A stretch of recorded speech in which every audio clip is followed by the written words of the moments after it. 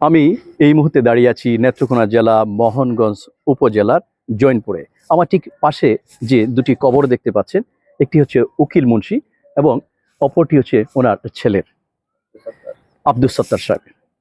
এই মরমী সাধক, বাউল সাধক, যার বিখ্যাত গান সারা বাংলাদেশ ব্যাপী তাদের, বিশেষ করে এই গানপ্রেমী মানুষদের মনে এক প্রকার আনন্দ দিয়ে যাচ্ছে এবং শিক্ষামূলক বিভিন্ন বিষয় এখানে উপস্থাপিত হয়েছে। তিনি যে গানটি রচনা করেছিলেন, সোয়াসান পাখি আমি ডাকি তুমি ঘুমাইছো নাকি, তার মূল উদ্দেশ্য ছিল ওনার ছেলে যখন মৃত্যুবরণ করে সেই সুখে উনি এই গানটি রচনা করেছিলেন। এছাড়া উনি আরেকটি গান বলেছিলেন, উকিল মুন্সি হবে নায়র কার্তিক মাসের শেষে। সেই ঠিক কার্তিক মাসেই উনি সম্ভবত আল্লাহর মেহমান হিসেবে এই দুনিয়া থেকে বিদায় নিয়েছেন। আমি এখানে এসে দেখেছি এই মোহনগঞ্জ উপজেলার জৈনপুরে ওনার এই কমপ্লেক্সটি অযত্ন অবহেলায় আছে। যদি ওনার নাতি এখানে বসবাস করেন, কিন্তু উনি বলেছেন যে বিভিন্ন ধরনের সমস্যার কারণে, বিশেষ করে প্রশাসনিক সহ অন্যান্য অসুবিধার কারণে এখানে অনেক কিছু অযত্ন অবহেলায় আছে। আমি এখানে দেখেছি যে বিভিন্ন জায়গায় ভাঙনের সৃষ্টি হয়েছে, অযত্ন অবহেলায় আছে। সেক্ষেত্রে এই অত্র এলাকাবাসী প্রত্যেকটা মানুষের দাবি হচ্ছে যে এই কমপ্লেক্সটিকে ধরে রাখার জন্য। এছাড়া বাৎসরিক তাদের দুটি প্রোগ্রাম হয়, এই প্রোগ্রামগুলা আপাতত বন্ধ আছে বিভিন্ন কারণে। সেক্ষেত্রে তারা বলছে যেন দ্রুততম সময়ের মধ্যে এই প্রোগ্রামগুলা হয় এবং এখানে একটা মানুষের আনাগোনা হলে এই কমপ্লেক্সটি ধরে রাখা যাবে। মরমী এই সাধক, বাংলাদেশের একজন বিখ্যাত শিল্পী এবং সাধক। এই সাধকের বিভিন্ন স্মৃতি ধরে রাখা এই অত্র এলাকা মানুষের যেমন জরুরি, তেমনইভাবে সরকার সংশ্লিষ্ট প্রত্যেকেরই আন্তরিকভাবে এগিয়ে আসা জরুরি। আমি ঠিক একজনের সঙ্গে কথা বলবো, আমি ওনার নাতির সঙ্গে কথা বলবো। আপনি একটু প্লিজ এদিকে আসেন।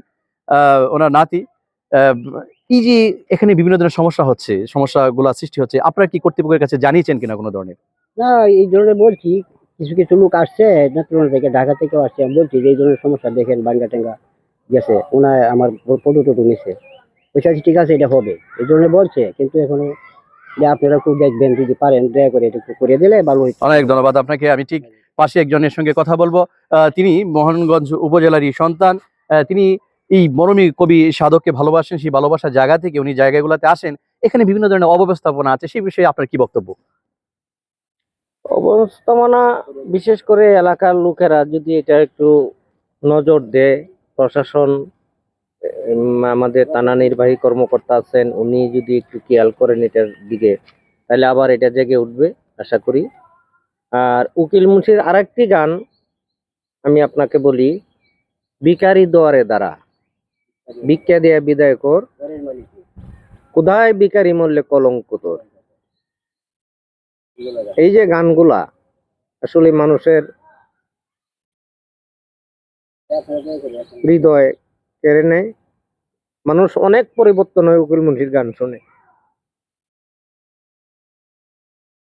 আমি আশা করব বৈশাখী টেলিভিশনের মাধ্যমে যেন এটা আবার পুনরায় জেগে উঠে, আমরা এই বার্ষিক অনুষ্ঠানটা করার সুযোগ সুবিধা করে দেন। এর জন্য আমি বৈশাখী টেলিভিশনের প্রতিনিধি হিসেবে আপনি আসছেন, আপনার কাছে অনুরোধ থাকবে আপনি এটা সরকারের কাছে পৌঁছাবেন। বিশেষ করে আমাদের যে থানা নির্বাহী কর্মকর্তা আছেন, উনি যদি একটু নজর করেন তাহলে এটা আবার অনেক ধন্যবাদ। ঠিক আমি আপনাদেরকে দেখাই, এই যে দেখুন, আপনি প্লিজ একটু এদিকে আসেন। দেখুন এই যে কমপ্লেক্সটি অনেক বড় একটি কমপ্লেক্স এবং এই কমপ্লেক্সকে কেন্দ্র করে এখানে মানুষের একটা আগমন ঘটতো। এখন প্রায় মানুষের আগমন একেবারেই হচ্ছে না। এই যে দেখুন, এই যে ভাঙনের সৃষ্টি হয়েছে, এত বিপুল অর্থে, সরকারের বিপুল অর্থে